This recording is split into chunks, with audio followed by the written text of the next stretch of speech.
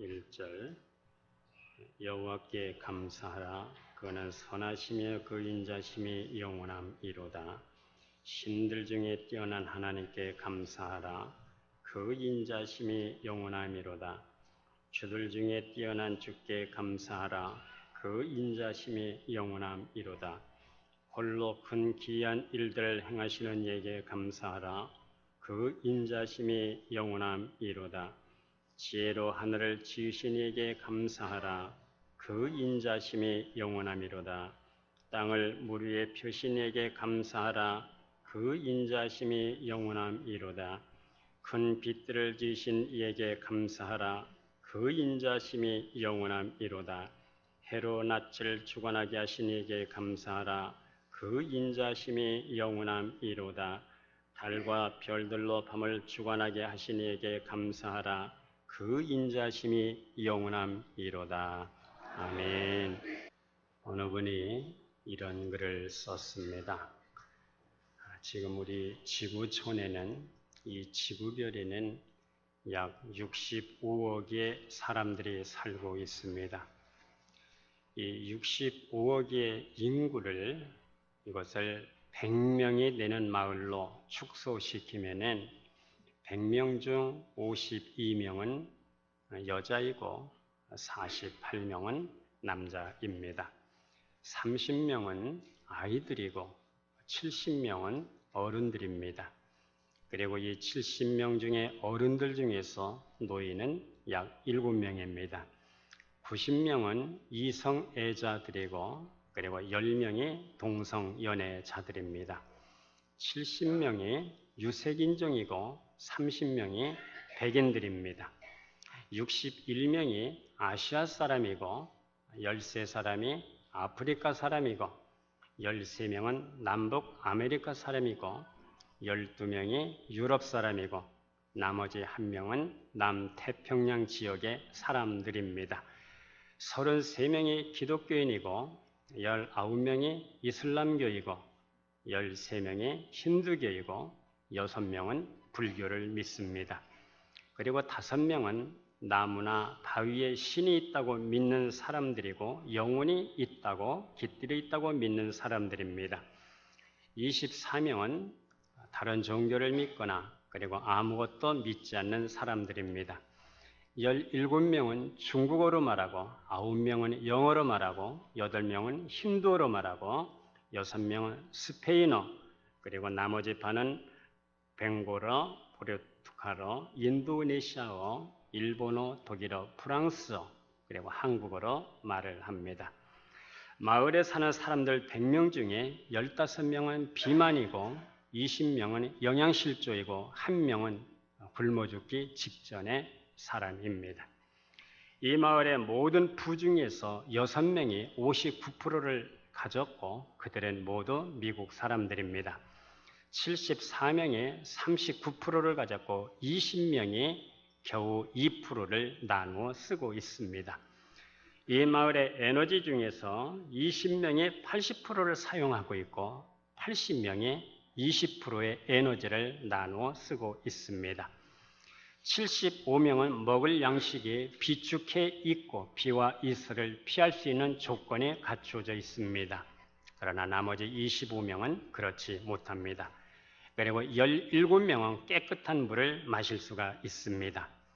은행에 예금이 되어 있고 지갑에 돈이 들어있고 집안 어디에 잔돈이 굴러다니는 사람은 100명 마을에서 가장 부유한 8명 안에 들어가 있는 사람입니다. 자가용을 소유한 자는 100명 중 7명 안에 들어가 있는 사람입니다. 이 마을 중에서 100명 중 1명의 대학 교육을 받았고 12명이 컴퓨터를 가지고 있습니다. 그리고 그중 3명만 인터넷을 할 수가 있습니다. 그리고 14명은 글도 쓸 줄을 모릅니다.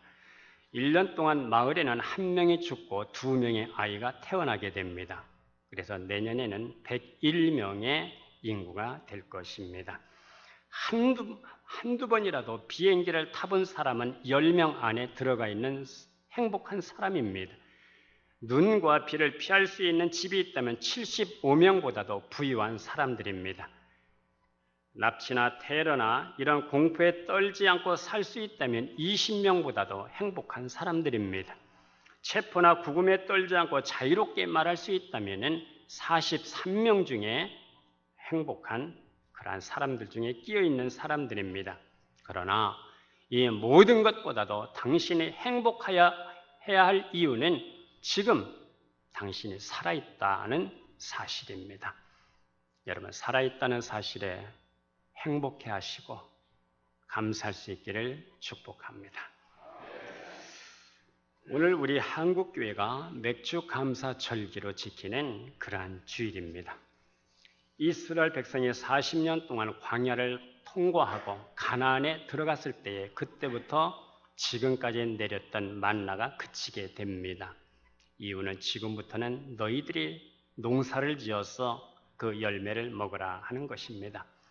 그래서 씨를 뿌리고 농사를 지어 가나안에 첫 농사를 지었습니다. 그리고 첫 해에 축복해 주셔서 참 비를 거두게 됩니다. 그 중에 제일 좋은 것을 골라서 하나님 앞에 감사 예배를 드렸습니다. 이것이 맥주 감사 주일의 유래가 됐습니다. 우리가 출애굽기 23장 16절에 보면은 맥추절을 지키라는 말씀이 있습니다. 우리 한번 읽어보도록 하겠습니다. 맥추절을 지키라. 이는 내가 수고하여 밭에 뿌린 것의 첫 열매를 거둠이니라. 수장절을 지키라. 이는 내가 수고하여 이룬 것을 연중에 밭에서부터 거두어 저장함이니라. 우리가 살 수 있도록 하나님께서 우리에게 열매를 주셨습니다.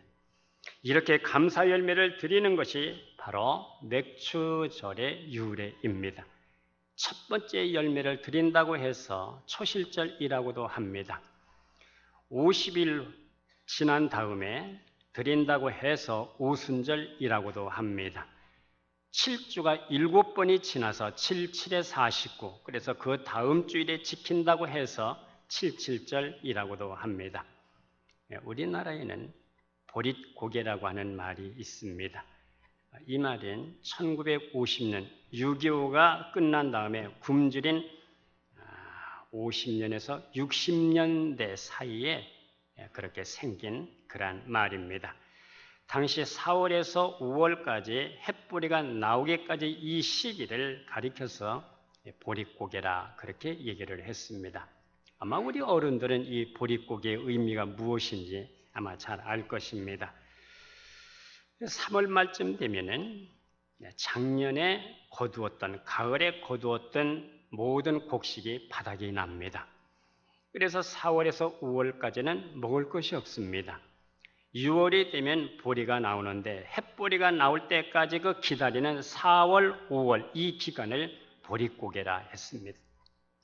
그 시절 우리 어머니들은 채 여물리도 않은 보리 이삭을 베어다가 그것을 가마솥에 삶았습니다. 그리고 멍석을 깔고 그리고 그것을 말렸습니다. 그리고 말린 다음에 그것을 절구에 찧었습니다. 그리고 그걸 가지고 보리죽을 쑤어서 자녀들에게 먹였습니다. 우리나라는 기독교가 들어오면서 첫 보리를 수확을 해서 그걸 가지고 감사해서 드리는 절기가 그 의미로 이렇게 전달이 됐습니다. 열매라고 하는 것은 물론 농부가 열심히 농사를 지어야 되겠지만은 그러나 노력하고 수고한다고 해서 땀을 흘린다고 해서 농사가 성공하는 건 아닙니다. 하늘의 도움이 있어야 됩니다. 적당한 비가 와야 됩니다. 뜨거울 때 뜨거워야 됩니다. 적당하게 바람도 불어줘야 됩니다. 뜨거운 것과 찬 것이 이거 뒤바뀌어도 이거 열매가 없습니다. 그래서 비가 너무 많이 와도 안 됩니다. 적게 와도 안 됩니다. 적합하게 와줘야 됩니다.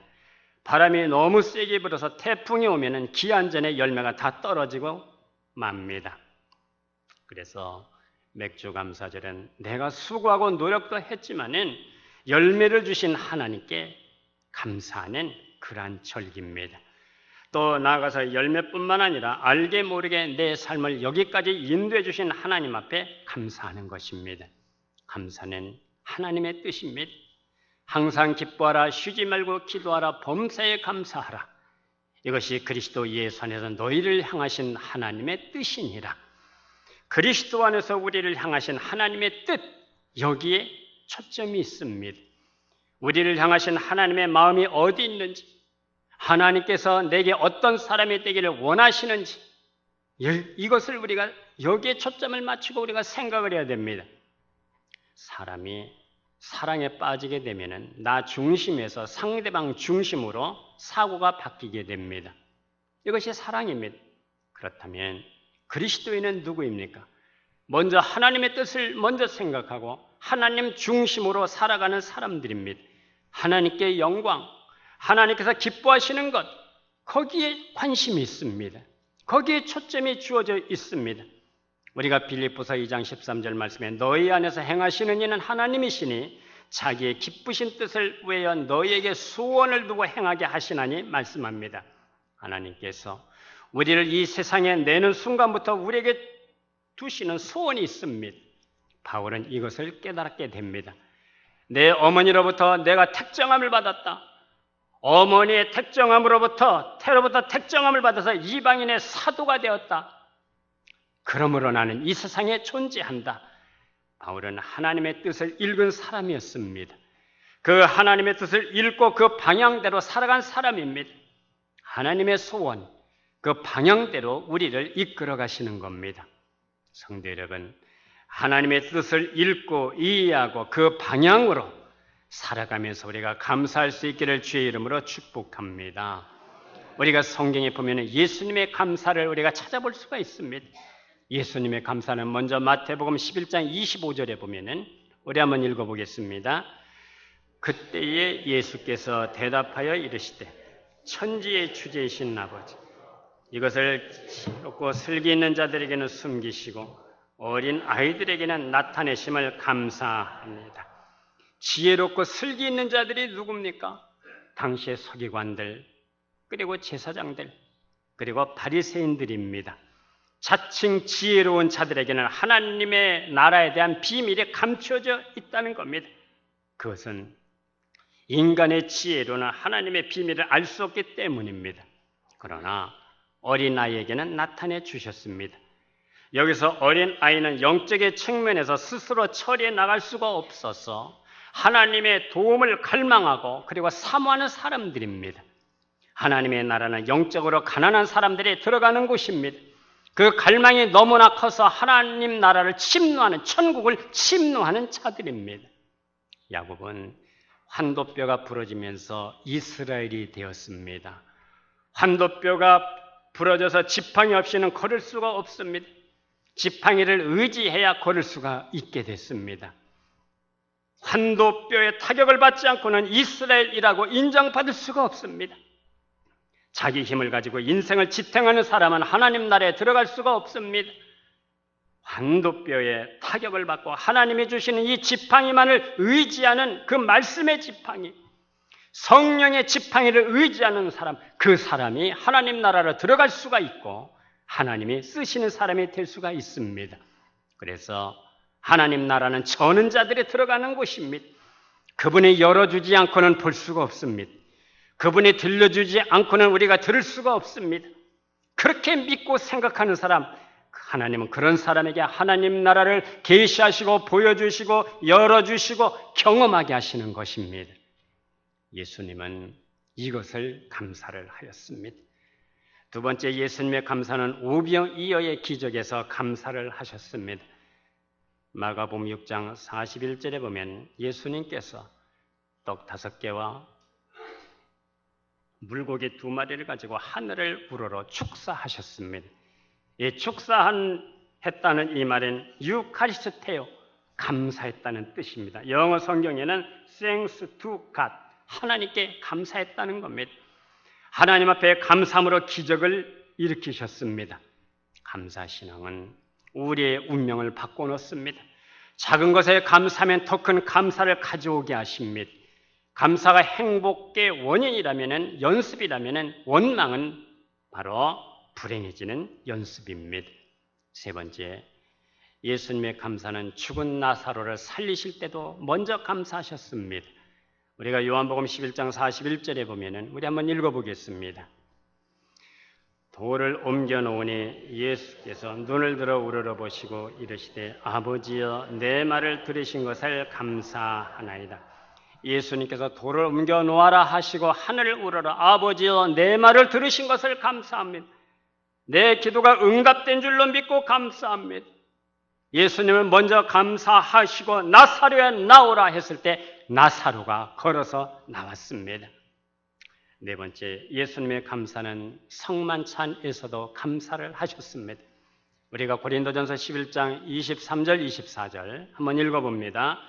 내가 너에게 전한 것은 주께 받은 것이니 곧 주하여 잡히시던 밤에 떡을 가져사 축사하시고 때에 가라사대 이것은 너희를 위하는 내 몸이니 이것을 행하여 나를 기념하라 하시고 예수님은 십자가를 바라보시고 성만찬에서 떡을 떼실 때도 잔을 나누실 때도 축사, 유카리스테요 감사하셨습니다. 세계 존경을 받은 전 남아프리카 공화국 대통령 넬슨 만델라 이름을 아마 기억하실 겁니다. 그는 27년 동안을 감옥 생활을 했습니다. 그런데 감옥에서 27년 동안 감옥 생활하고 나올 때 70세였는데 아주 건강했습니다. 기자들이 물었습니다. 다른 사람은 5년만 감옥 생활을 해도 건강을 잃어서 나오는데 어떻게 27년 감옥 생활하면서 이토록 건강하게 나올 수가 있었습니까? 그가 이렇게 대답을 합니다. 나는 감옥에서 하나님 앞에 늘 감사를 했습니다. 하늘을 보고 감사를 했고 땅을 보고 감사를 했고 물을 마시면서 감사를 했고 저 너머로 보이는 들꽃을 보면서도 감사를 했고 보잘것없는 음식을 먹으면서도 감사했고 강제 노동을 하면서도 감사했습니다. 늘 감사했기 때문에 건강을 지킬 수가 있었습니다. 감사의 분량은 곧 행복의 분량입니다. 감사의 분량 이꼬르 행복의 분량입니다. 행복은 가진 것에 비례하지 않습니다. 행복은 감사하는 것에 정비례합니다. 결국 행복은 감사하는 자에게 흘러들어가게 하시는 것입니다. 하나님이 정말 우리에게 행복 지수를 높여주기 위해서 우리가 먼저 해야 할 것이 있어요. 그것을 먼저 감사 지수를 높여야 된다는 겁니다. 감사 지수가 높여져야 성공 지수도 높여진다는 겁니다. 그러면 우리가 어떻게 감사 지수를 높일 수가 있겠습니까? 그것은 첫째는 자족하는 마음입니다. 성경의 바울은 나는 자족한다고 말합니다. 나는 비천에 처할 줄도 알고 풍부에 처할 줄도 알아. 나는 배부른 일도 있었고 배고픈 일도 있었어. 풍부한 일에도 있었고 우리는 궁핍에 처한 일도 있어서 내가 일체의 비결을 배웠다. 우리가 자족할 수 있는 비결은 어디에 있습니까? 오늘 하나님의 주권을 내가 신뢰하는 겁니다. 나를 향한 하나님의 뜻을 믿는 겁니다. 역경 속에서도 시련 속에서도 뒤틀리는 인생 속에서도 내가 알지 못하는 하나님의 뜻이 여기 있다고 확신하고 믿는 것입니다. 뒤틀리는 인생 속에서도 하나님의 관점으로 볼 때에 영적 지식이 더해 나가는 것입니다. 우리가 빌립보서 1장 12절 13절을 보면은 바울이 감옥에서 하는 말이 형제들아 내가 당한 일이 도리어 복음 전파의 진전이 된 줄을 너희가 알기를 원하노라. 이러므로 나의 매임이 그리스도 안에서 온 시위대 안과 그 밖의 모든 사람에게 나타났으니 말씀합니다.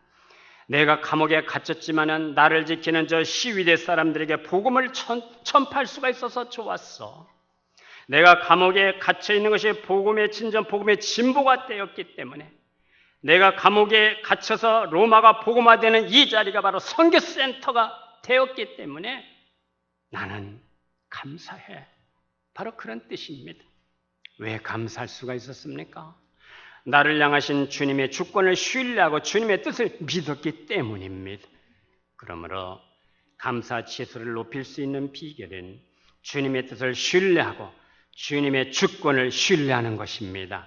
할렐루야. 두 번째, 감사 지수를 높일 수 있는 비결은 긍정적인 마음입니다. 원망이나 불평은 부정적인 생각에서 출발을 하는 것입니다. 그러나 감사는 긍정적인 마음에서 출발하는 것입니다. 때문에 긍정적인 사고를 가져야 우리는 감사의 지수가 높여질 수가 있습니다. 미국과 카나다 사이에 나이아가라 폭포가 있습니다. 이 폭포 위에 1205m 되는 다리가 놓여져 있습니다.